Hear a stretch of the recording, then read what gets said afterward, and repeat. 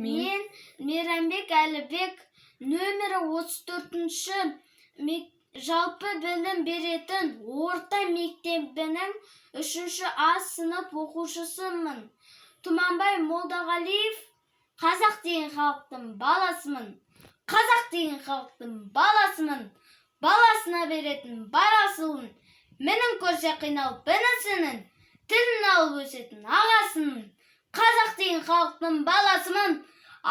Жағасынан алмайтын данасының, айтқанынан шықпайтын әкесінің, бір сөзіне шықпайтын анасының. Қазақ деген халықтың баласымын. Ағы менен көзінің қарасымын.